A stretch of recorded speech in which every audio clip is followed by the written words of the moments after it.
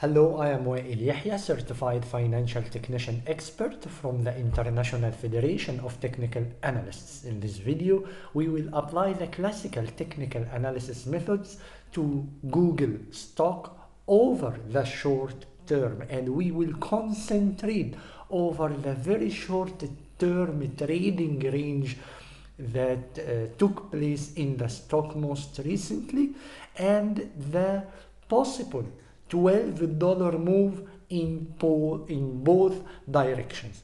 Let us check the daily chart.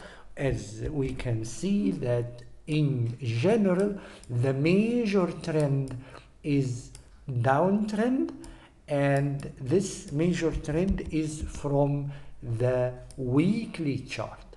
Here is the downtrend line and this is the channel line. Recently, the stock started to move in a trading range over the short term with a weekly support around $105 and a daily resistance around $118, making it a trading range of around $12 thickness. Let us zoom in and see the details. Okay, first of all, we need to know what if Google managed to break above this resistance level. What are the requirements and what is the potential virtual trade that may take place? First of all, we need a decisive valid break above 118 on exceptional more than average high volume, indicating buyers in control, followed by at least 2 days close above the 118 level to confirm the break as a time filter. Then we may have a stop loss point around 115, and our first target is going to be 125, which is the nearest horizontal weekly resistance, followed by the 130, which is the final resistance of the downtrend from the weekly chart. So it may be looking like that, the virtual trade on the long side, with entry zone ranging between 118 and 120, stop loss point around 115, first short-term target 125, and 130 is also considered short-term. Keep in mind that the 130 is the final target because this is where the downtrend from the weekly chart is running. And also keep in mind that fulfilling the two targets is not easy and is not guaranteed because it is against the prevailing downtrend from the weekly chart. So you may be frustrated if you find it reflecting quickly from the 125 zone. So keep in mind that this will be a counter trend virtual trade if it took place.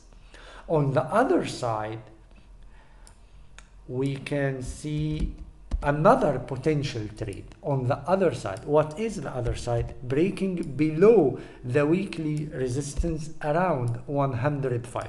And it should look like this: a decisive break below 105 and also on exceptional high volume, at least more than average, with 2 or 3 days close below the 105. This will confirm the break and validate its efficiency.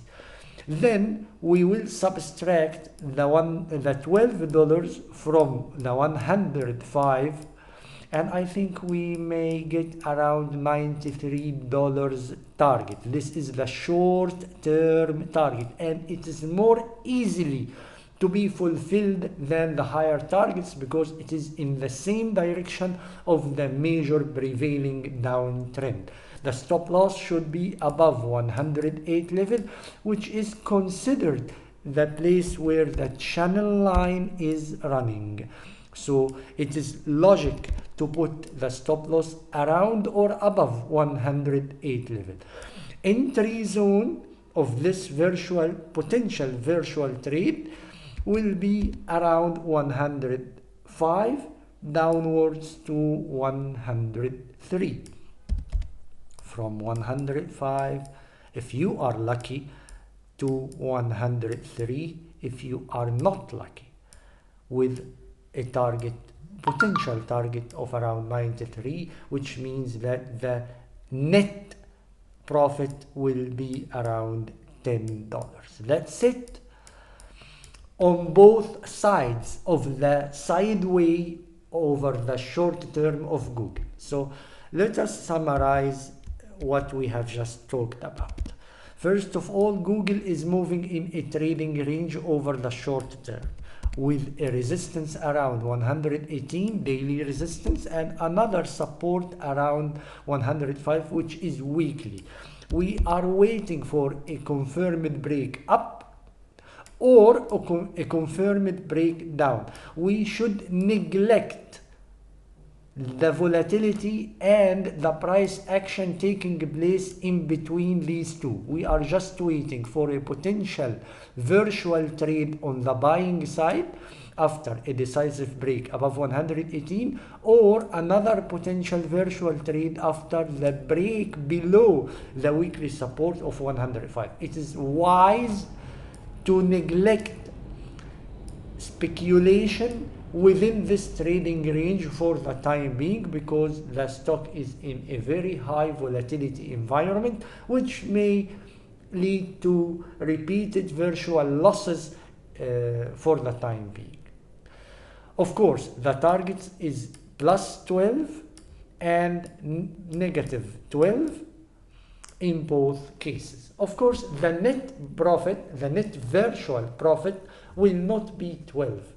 It may be 10, maybe 9, maybe 11.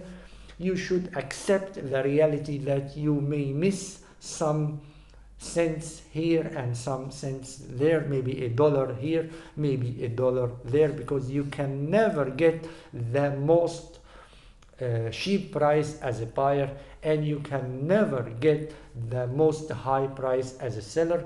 And if you started to hunt for the most cheap or the most high, you may get into trouble. So keep in mind to work by a system and written tactics ready for both scenarios, and always you should always stick to your plan and stick to your pre-written tactics in order to succeed in the financial markets. That's it for Google over the short term. Thank you for watching, and please feel free to like, share and subscribe, and see you soon.